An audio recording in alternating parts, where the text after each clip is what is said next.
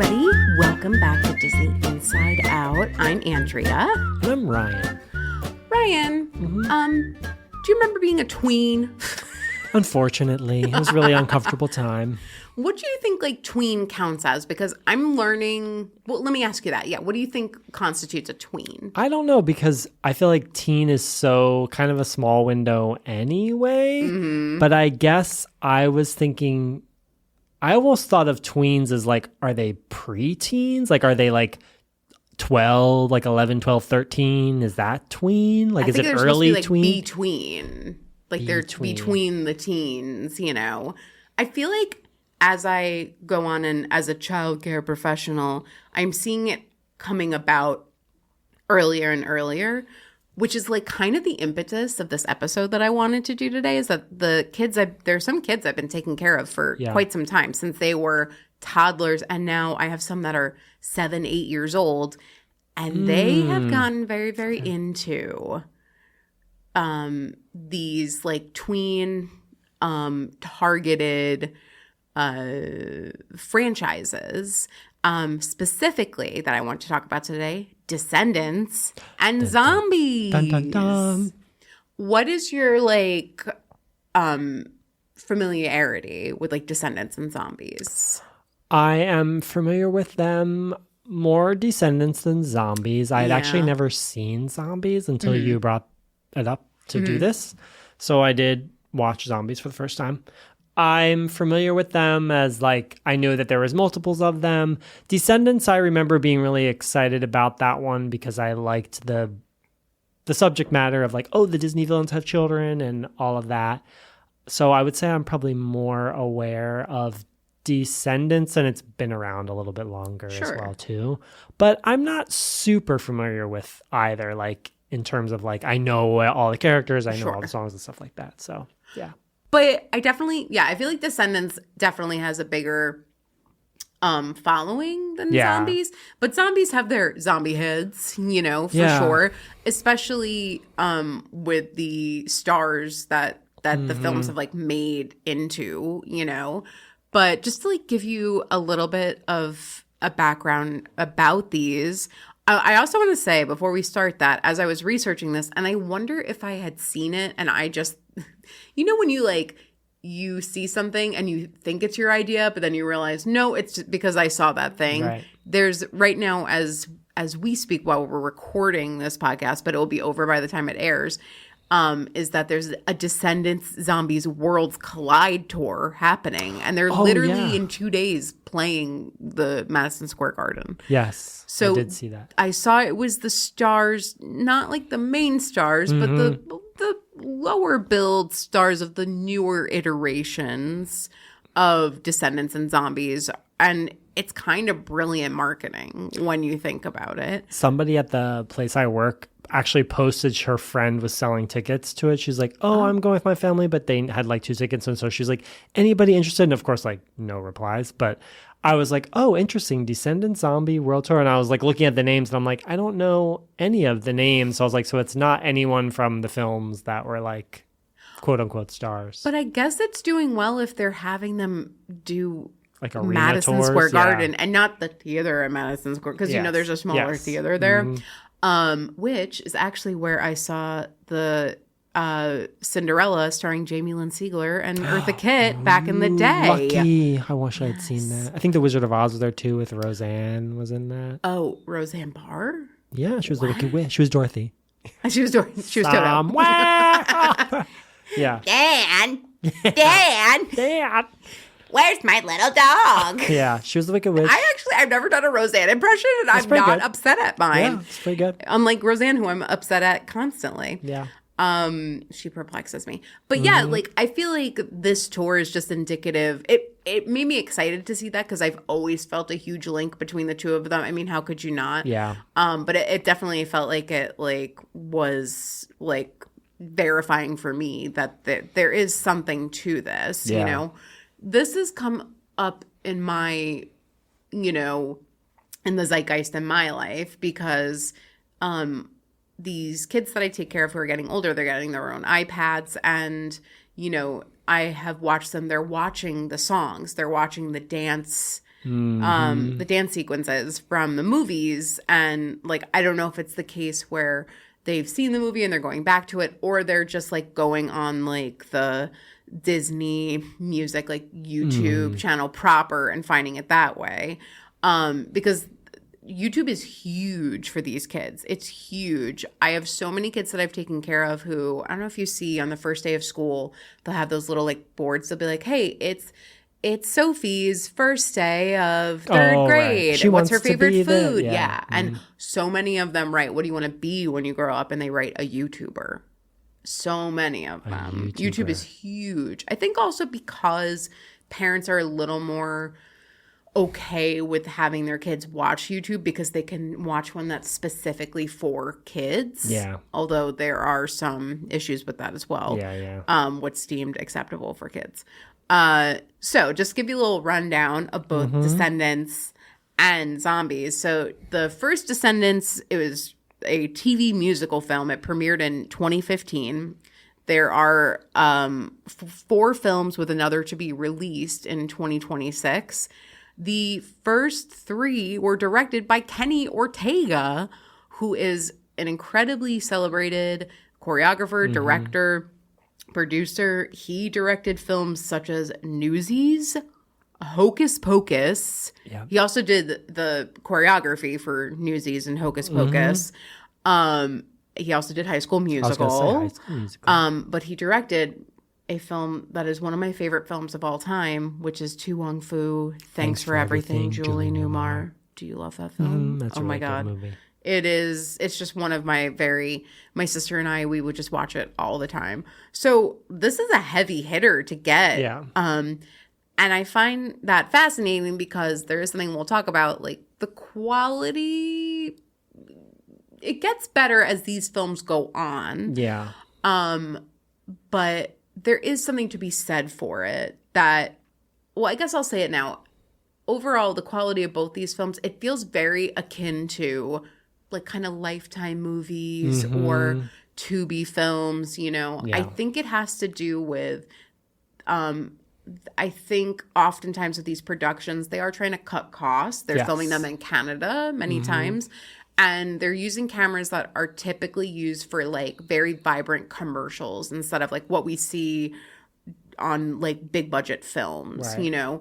And you kind of do get that feeling. You're like, why do I feel like I'm in a Verizon commercial right now? You know? I felt that way with like the Hocus Pocus sequel because it was like a Disney Plus original. And it's like when it's a Disney Plus original, it feels a little more like this value where it's like almost like that's the new, when it's like a streaming original, it's like the new made for TV version, you know, like that's the quality you're kind of going to get. Especially with Sarah Jessica's makeup. I don't know who was mad at her on set, but like, and Sarah Jessica Parker is a beautiful woman. She looks great now that I was like, what happened? Like, who did her dirty in this makeup like department? They didn't match the like cinematography or like something where they're like, oh, this is how we did it in the 90s, but it's like they weren't using the same quality that's stuff. true. And let me just say right now, I have had many auditions for Lifetime, Hallmark, and Tubi films, and or a Disney film. I have not had one for that. I would like to be in any of them. This is not a commentary on if I do not like it or if I do like it, but it's just noticeable. Yeah. You know, like for instance, there are musical numbers that they're doing where you're like, this feels like it's on a soundstage for sure, and that soundstage, or it looks like it's in a theme park almost, like a drug commercial. Like a what? Like a drug commercial. You see those music when they do musical numbers. Yes, like the Jardians. Oh, absolutely. Yeah. One of them, the Weekovy one that I auditioned for, but I did not get. They walked down this area and I was like, oh, that's the set at Universal. I've been there like before when I was shooting something in Los Angeles years ago. So back to Descendants though. So the first one came out 2015. Yes. The conceit here, and I know we spoke about it a little bit in the past episode, which was like a nice little amuse-bouche into this, is that the villains and their children have been confined to the Isle of the Lost, when they're unable to perform magic. And Oh my God, I have so many feelings about the conceit of this film. A few different directions I'll go in. The good guys, quote unquote, which includes Belle and Beast's son, Ben, who's about to become king in the United States of Aradon. They are over in that area where they have access to a lot more resources. They could do magic there. It's like very much giving the haves and the have-nots. And I don't mean, I like that I say I don't mean to get political, but I am often political. Like, it is giving me so Israel-Palestine like shit, like right away. And also sins of the father kind of thing, where it's like, well, your family, we have this history, like, and your family did this to us, so that means we have to punish you for it. And like, I was like, this is actually a very lofty theme for what I am extracting from a film for children. Like, it's funny because in Zombies, it feels a bit similar too, like the ostracizing, the othering, the tokenization of these people. So I couldn't help but that's very pressing to us right now, where I'm like, oh geez, like, you know, this feels like topical. I was like, am I having these feelings or the fucking Descendants? It's like Zootopia. I felt that way, where you're like watching Zootopia and you're like, wait, what they're really talking about? Like, it's really heavy, but it's just being presented in this like very light way. And I guess you hope that like kids are subconsciously taking it in through like the humor and the animation or whatever. But the same with this, I would hope that like through the story and the musical numbers, they're like, oh, we don't have to like not like these people just because like their parents did something bad, or like it doesn't make, you know. Yeah. And, you know, it's funny because, like, I do find this theming very prevalent in a lot of media now, children's media. And I was like, I don't know if friendship and kindness and empathy was always at the forefront for the theming of the things that we digested as children. Yeah. It kind of felt like it was aimless at times, and now I feel like it's like friendship is magic, right? Yes. From My Little Pony, like they just put it right there. It's like friendship is magic. It's like when we did the Return to Oz thing, and I was talking about like kids' movies and stories were like dark, and they were about like what happens when you're bad and what happens like when you don't listen. It was like they were like lessons to be learned, but they were just like scary. And the welfare of the child was not being considered. You know? And yeah, like these ideas of redemption or like deeper understanding. I was like, oh, and I've seen it manifest in the interactions that the kids that I've cared for, you know, that I'm thinking of I'm thinking of in particular. I have numerous ones, but one of my girls like they were doing like races like on the street during this like Halloween party, and one of them beat the other one. And she was upset how much they were celebrating that, like, the other one beat them. And my girl, who I was taking care of, went up to the other one and was like, I'm sorry, I was just really excited. And she was like, listen, I didn't bring my bike, because she's, like, racing on her bike. She's like, I didn't bring my bike here to compete. I came here to have fun. Oh, my God. And I was like, and she's like, well, I'm really sorry I hurt your feelings. Can we still be friends forever? She's like, fuck you. And I was like, it was so saccharine. And she was like, of course. She's like, but I'm just here to have fun if I win or lose. And I was just like, hell yeah. Yeah, that's a good. I loved it. I think they're totally being influenced by, and I don't think it's a bad thing. Yeah, I hope it sounds good. Our woke ideology. Yeah. Yeah, that's what it is. I'm indoctrinating you right now through your ears, bitch. Take it in, okay?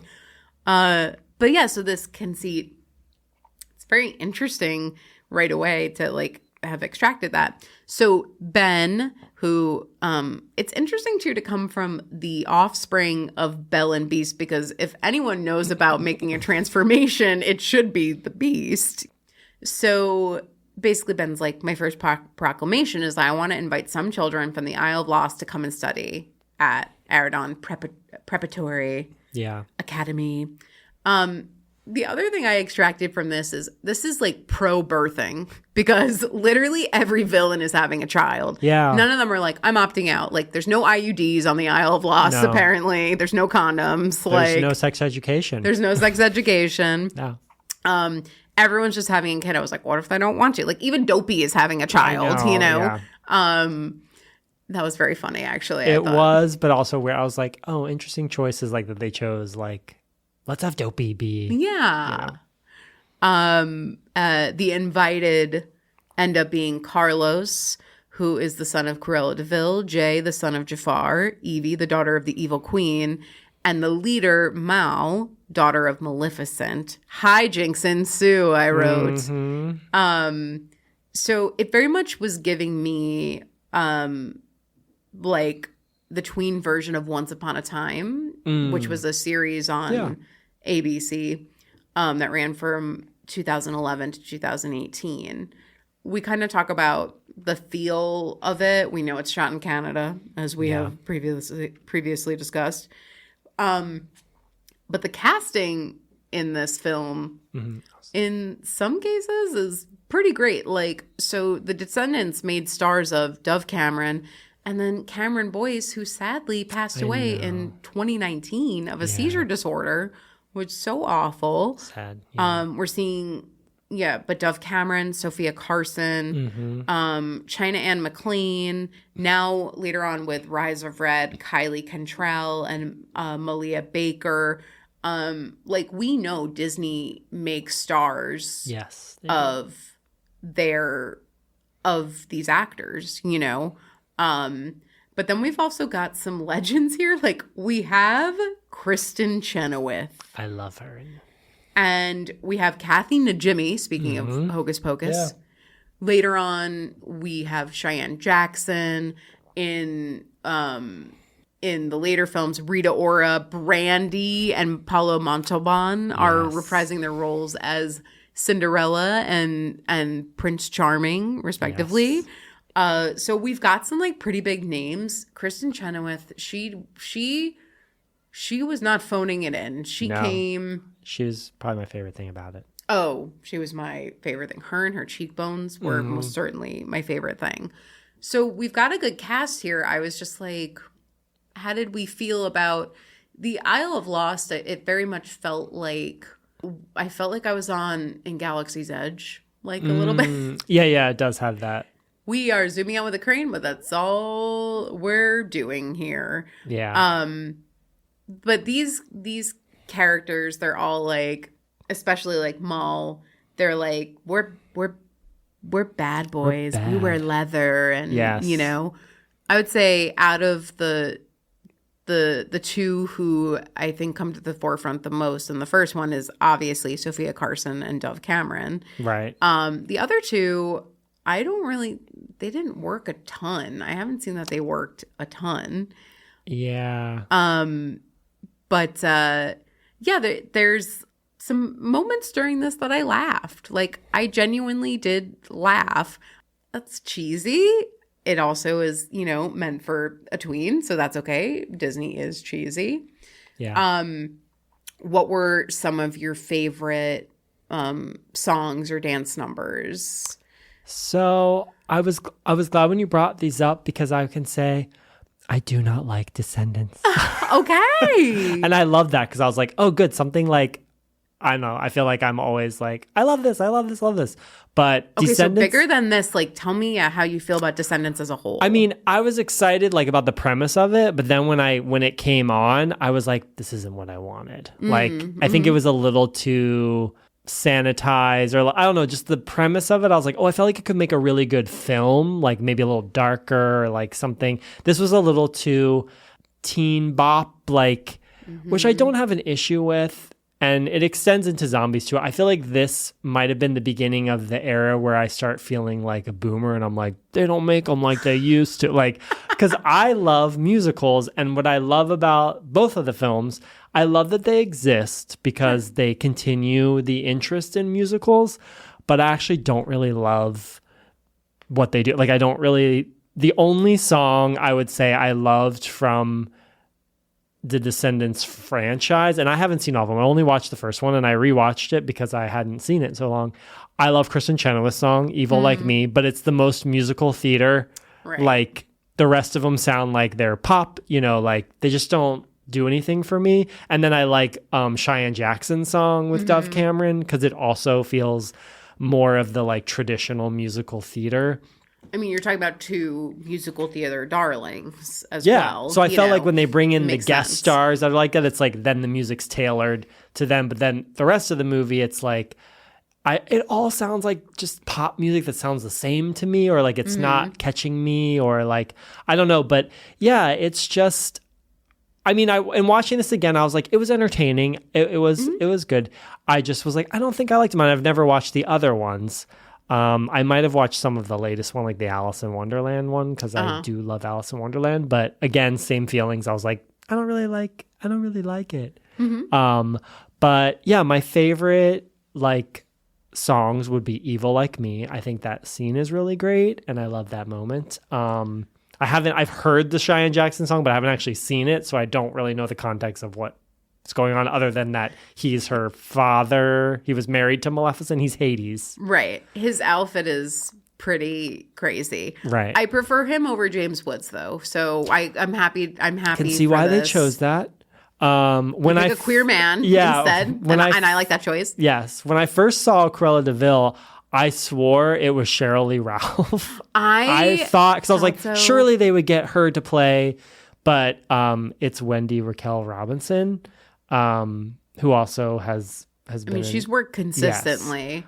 Yes, well, I mean, I think that vibe-wise, they are on the same, like, I could see them offering it to Sheryl Lee Ralph, right. And she's even like, at that time before Abbott, because like she's working consistently, and she's a musical theater person, so I felt like they were filling like that. I did appreciate the casting in this, and some people talk about like virtue signaling, but like regardless, I still think it's in DEI. I think it's incredibly important to have a diverse cast. Like, for instance, Cameron Boyce he is biracial, he's Black, and he's also Jewish, and I was like, go on, look at you, Cameron. And I really appreciated that in this they made Cruella de Vil Black, and I had only previously seen her as a white woman. I think that's like a super fun thing. So I am so appreciative of hearing you say this, because you're right. Like, we had previously touched on this in the last episode, kind of with High School Musical. Yeah. And soon after, Glee premiered, right. 3 years after High School Musical came out. And I can't think that happened in a vacuum. It feels like they were responding to people so positively, reacting to High School Musical. Yeah. And I feel like this is the descendants of that, Yeah, I'm trying to make it edgy, but it is sanitized. Like, in Zombies, like they say, like, oh, there's an accident, and these, because I feel like Descendants is trying to kind of, be like a more digestible younger person version of like Once Upon a Time, and then Zombies is trying to be like the kids version of like Walking Dead or these other supernatural, and Zombies, I've never seen The Walking Dead either, and so I was a big Walking Dead head for a while, and then pretty much until it fell off, like it got really bad. So I didn't like, I understood why, because like the zombie craze, but then when I watch the movie Zombies, which, spoiler, I also didn't really like, but I was like, why? Like, I was just so confused as to, I was like, okay, zombies were big. It was a craze. Like, I get that part of it, but then the fact that there's like 4 movies plus like an animated series. And it's not just about zombies. Yeah. And there was like, I even like listened to songs from the other ones, and there wasn't a single song in the entire franchise that I was like, oh, I love this one. But I don't know, something about it, and like the pink, the green, I don't know what it was, well, besides Wicked, but I was like, I'm like, is it like, I don't know what I was thinking, so feeling. pastel Yeah, it was forward. so like, I guess it was supposed to be kind of comic bookish because it start Right, as like it starts comic with book.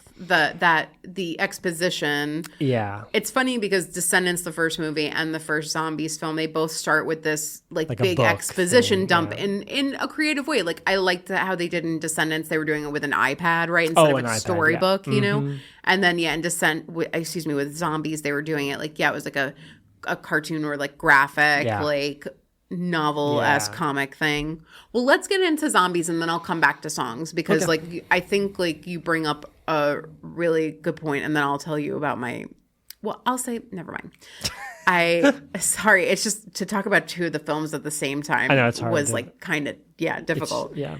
I appreciate what you said about Descendants with the music, and I definitely felt that. That's what I was bringing up when it came to like the Gleeification of it, you know?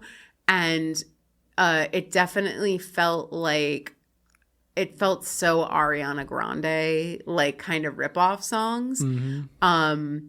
But I have to say the first big number they do on the Isle of the Lost is this song called Rotten to the Core. And it was giving like early 2010s like dubstep, like Turn Down for What, kind of like when is the beat gonna drop? And we'll come in the dancing. It's fantastic. Sure, yeah. Zombies dancing too. I know we just they also have amazing dancers. Super fun, super like it is a feat, you know, like it's a big to do. Yeah. My favorite song, and it's funny, it was the first song I heard because I watched bits and pieces of Descendants 2 with one of the girls I nanny, and Chillin' Like a Villain came on. I just think it is a good hook in that song, but I can't say it's the greatest song that I've ever heard. Right. Also, just the lip syncing over the track that they do in the film is like so poorly mixed. I feel like there are other musicals that obviously not everybody's singing live. It's very difficult to do when you're filming. But other films have done it. Musical films have done it more successfully. So obvious when they switch and you're like, oh, now they're in their pop syncy sounding. Like even the voice can change. Yeah, like it's suddenly you're like, oh, it's a little jarring. But I do enjoy the song "Chillin' Like a Villain." And again, these were things that like I even have one girl who I think it speaks to this generation as we're boomers. Like they'll skip around during the movie to get to like a scene they want to see or a musical portion they want to see, you know. So Zombies, if we can touch on that, this came out in 2018. It was not directed by Kenny Ortega. No. It was directed by a man named Paul Hohen, who just directs a lot of Nickelodeon and Disney films. They've made 4 films.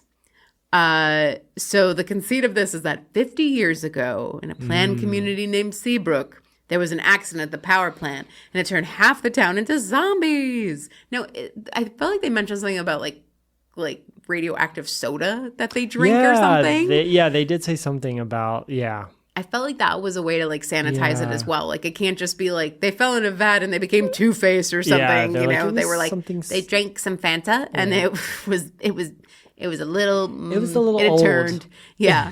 So they've quarantined these zombies to just a really creative place called Zombie Town. I never really thought of it.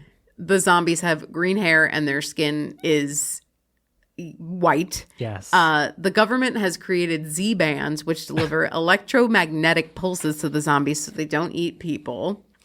So eventually the zombies come to the Seabrook High School for humans that are not zombies. Yeah. And Zed, played by Milo Manheim, and cheerleader Meg fall in love. Her name is down here. Her name is Meg Donnelly. Addison is her. Oh, sorry, her name is Addison, but Meg Donnelly plays her. They fall in love, but there's a little something special about Meg, which confuses this even more. Yeah. So when I texted this to you as well, when they were having, again, it's these have and have nots.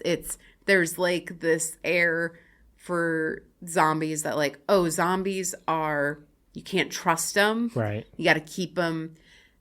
separate when I guess they have this mandate that they have to go, and now they're going to be going to high school in the same building.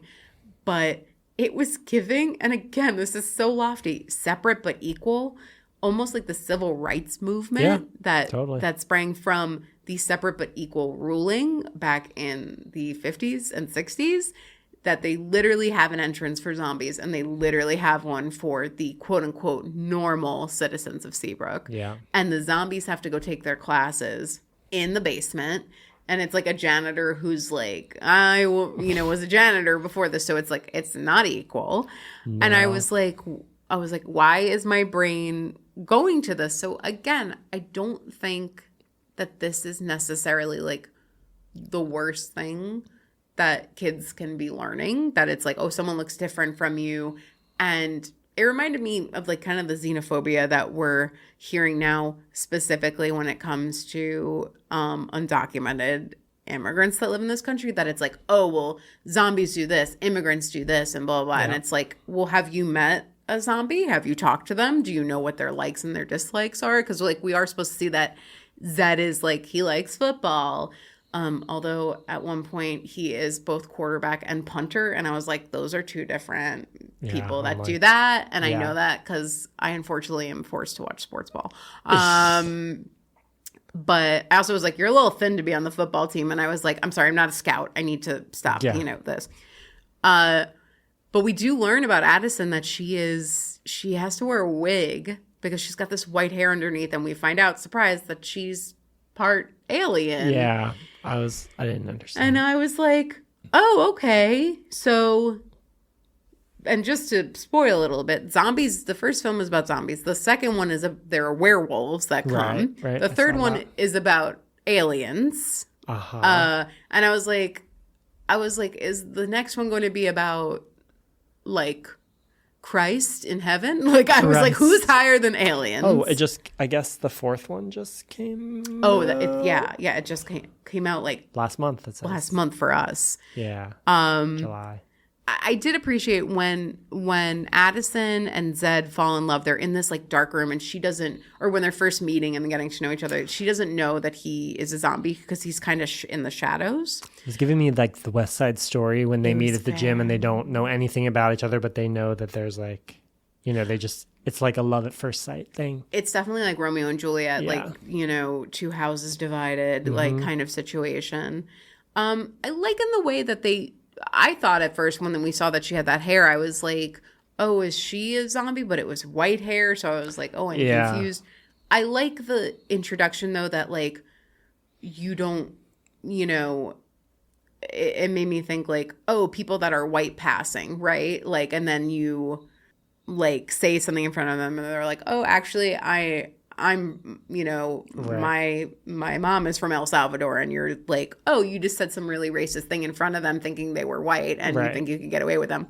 So I appreciated it was like that you don't even know the things that who people are, But again, is it eloquently put across? You said you didn't like this film. Tell me more. I didn't like zombies, but for similar reasons. It's just like I like that it exists. I like what it does, like, for people. But I was like, for me, it just wasn't made for me. Of course, yeah. And I find enjoyment in things that aren't always quote unquote made for you, because what does that even mean? Sure. But I was just like, I didn't get into any of the songs. And I mean, the story, I was like, it's a cute story. But again, it was just like very, I don't know. I was like, that's what I was saying. I felt like the boomer. I'm like, they lost me. I'm like, what are these kids singing about? Like, what are they laughing about? Because I was like, I don't understand. Why is it? There's also weird cuts in this. Like, I think where commercials would go. Oh, yeah. So it would like go to black and then it would just immediately come back up, and it's the same thing, and it's like the middle. So I was like, oh, I guess a commercial went here. Yeah. But it was just, I'm just like, these, I don't really follow them much anymore because I just feel like I don't get into them.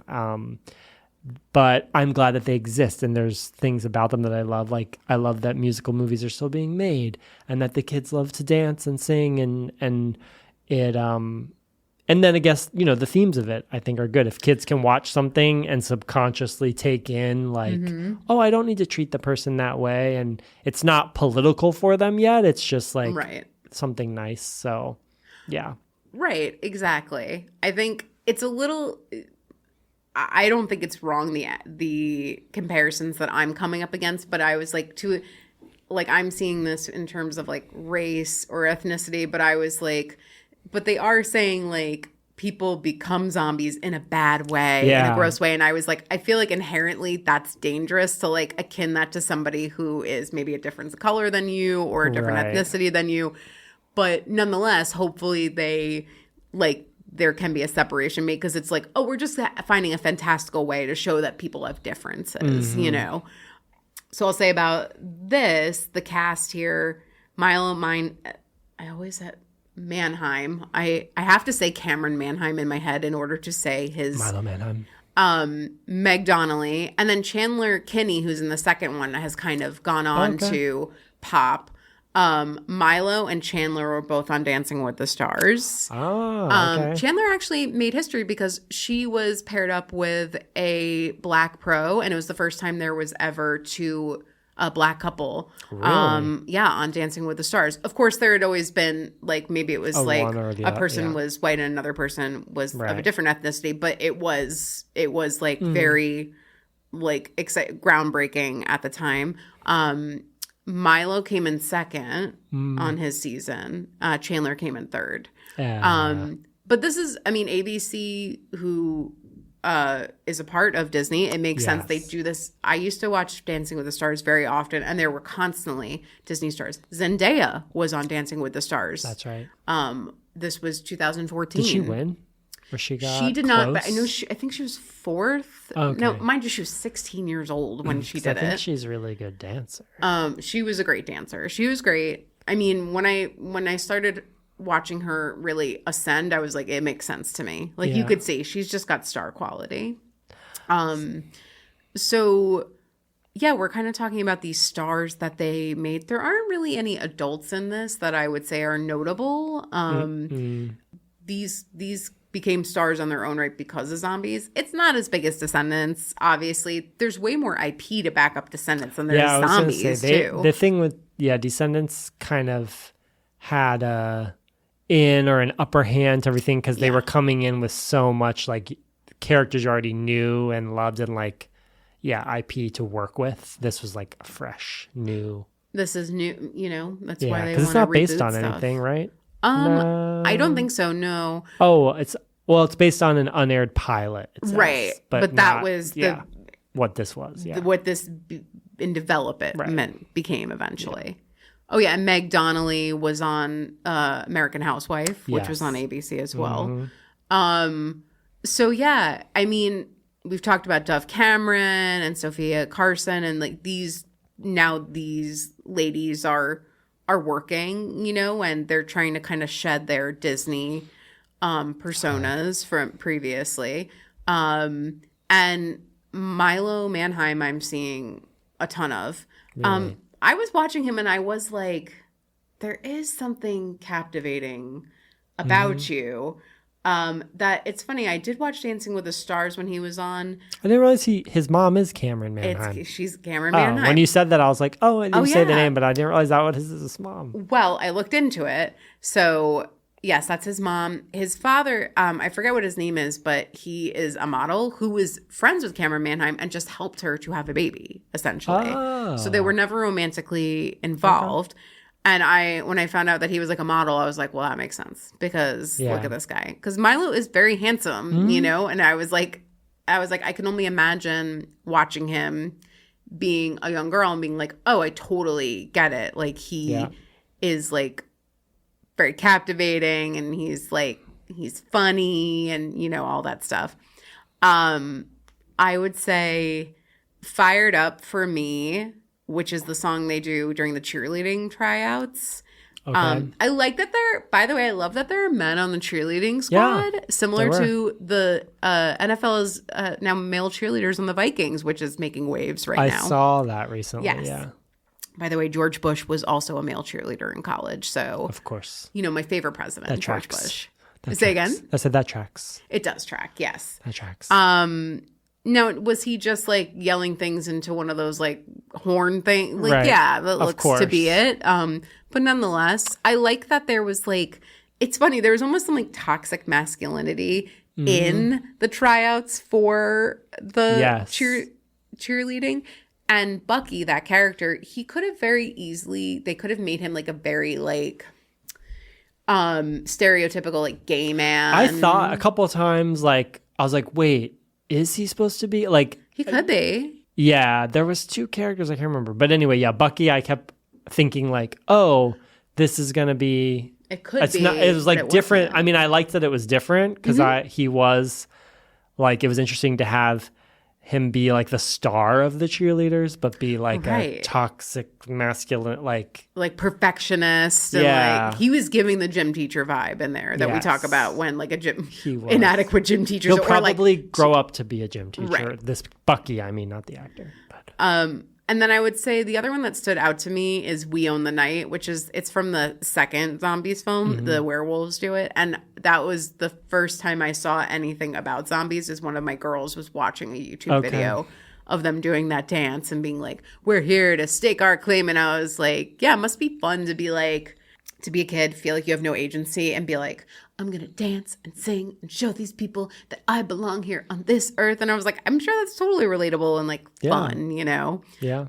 In conclusion, it sounds like you didn't have the best time. I was like, oh, I had not seen Zombies, so I'm like, I'll watch it. I mean, I kind of thought how I would feel about it going into it, just based on Descendants, and just like in general, I see these things come out and they just don't ever like pique my interest. But it is, again, I'm glad they exist.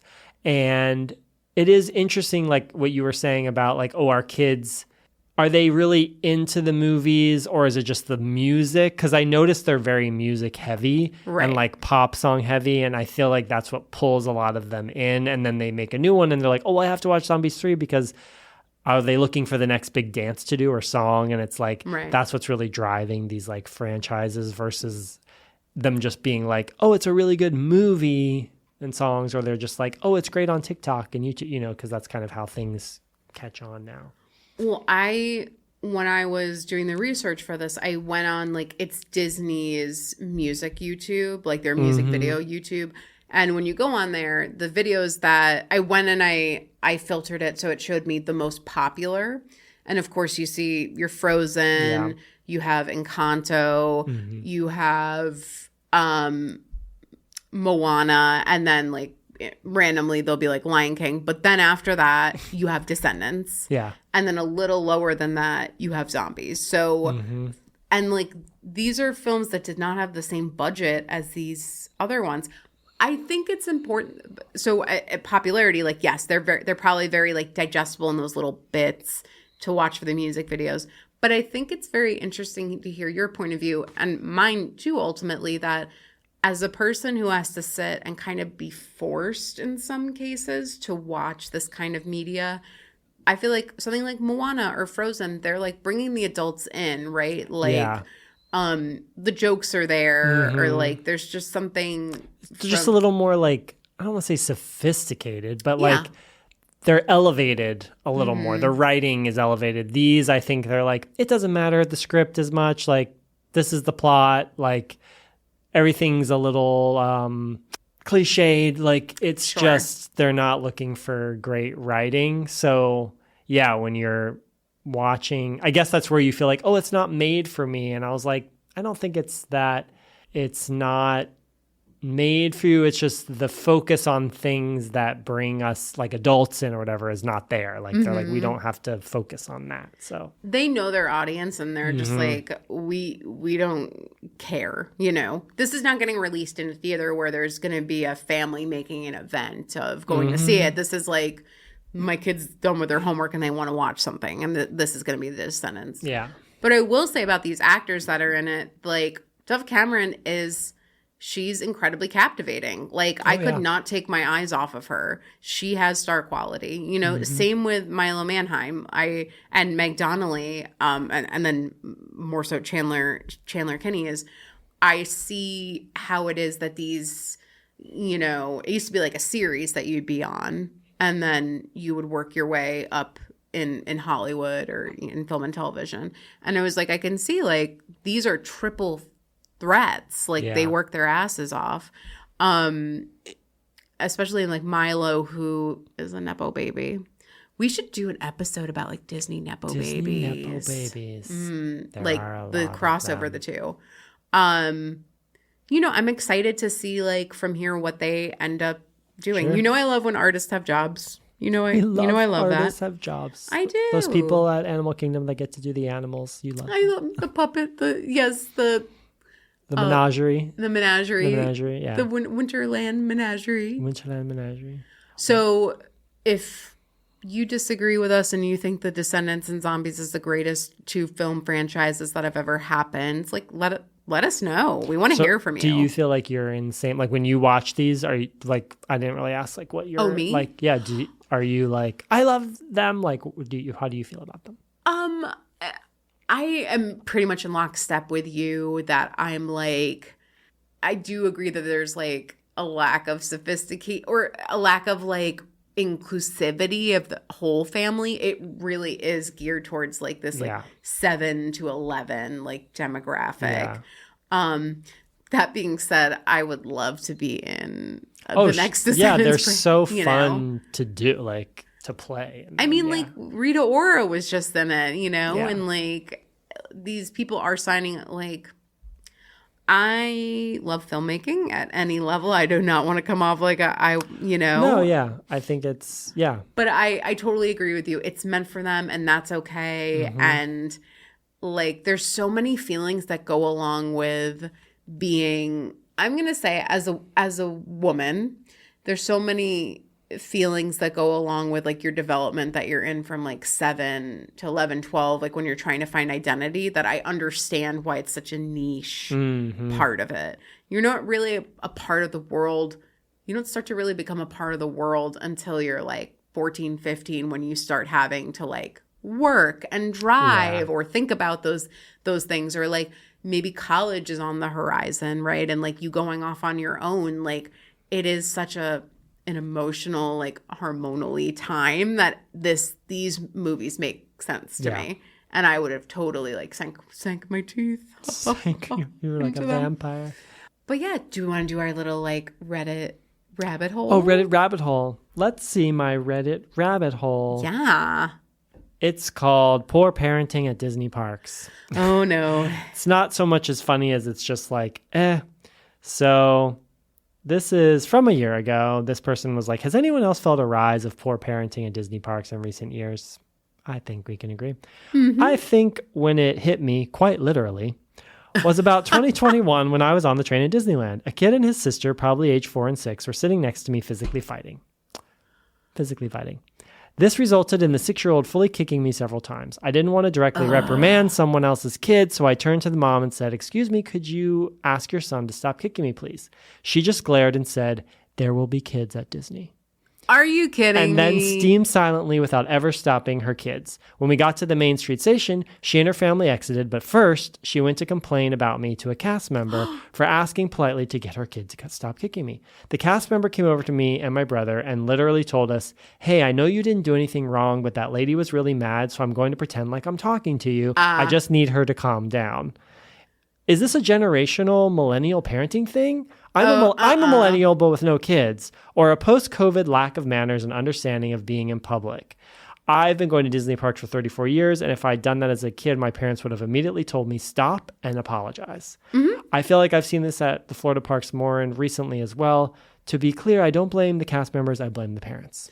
I love that cast member, by the way, who is like, pretend like I'm yelling at you right now. Yeah, but I also would be like, you want me to go and talk to the person who just asked you if your child would stop kicking them? Like, what is it that you would what do you think I should? I always want to put it back on them. Be like, what would you think? Disney? Like, what do you think is appropriate for me to say to them when they asked you to stop? Let you be a shitty person. I just love that. Yeah. It's confusing to me because like people that, so in one way I was like, maybe she's tired, Sure. But then she got up the energy to go complain. I was like, why don't you take that energy and put it towards your children and tell them, because and by the way, I think this woman acted correctly that when she was like, I'm not going to say something directly to the child. I think that's inappropriate when adults who go and talk to children, that children are learning, they are innocent and they do not know what they are doing. And it is completely up to the parent to make a decision about that, you know. But yeah, like it just sounds like this woman didn't want to have kids, but only wants to have power. Like, I don't know. You know. Yeah, I don't get it. Yeah, it's like, you know, you could try to have empathy and be like, oh, maybe the woman had a really tough day with the kids and she's just like, but to say, I don't know, her response just tells me that she like just doesn't care. To look at somebody and be like, there will be kids at Disney, like, oh, kids kick, that's what they do. I'm like, it's not what they do unless you let them do it. Obviously nothing is working on those children, so they're like, well, I'm just going to justify their bad behavior. I remember something like this happened years ago when I was babysitting, is these kids were like, these 12-something-year-olds were acting inappropriately at a playground, and their mom showed up, and I was like, I'm going to go talk to your mom because your kids are being inappropriate, because I'm not going to yell at these kids. And she's like, they're just horsing around there. And I was like, this is not horsing around, because when that mom said, there are kids here, I was like, are all the kids kicking her though? Yeah. Is like, every kid coming up and kicking her? Yeah. I don't think so. I think it's totally understandable. A kid's going to have a tantrum. Sure. They're going to cry. They're going to scream. That's going to happen at Disney. Totally understandable. A parent's going to lose their cool and like yell at their kid. Your kid cannot be physically touching somebody else. Yeah, just, it's such a weird, like, So it's not okay. Oh, that's from our parenting corner. So I just want to thank this episode that's been sponsored by my IUD. And yes, sponsored by IUDs. You can pry it from my cold, dead vagina. We got an idea. Weekend plan. We need a sponsorship from Liletta. By the way, somebody said this. They're like, why are all like IUDs are named after like Southern belles? Like there's like Liletta, Marina, Kylena, Sharita. Okay. On that note, we're going to go home and do whatever we want because we don't have kids. So please like, subscribe. Leave us a review. Yes. Check us out on Instagram at Disney Inside Out Podcast, also on TikTok. Yeah, let us know what you thought about the Descendants and Zombies. We want to hear about it. And we'll talk to you next time.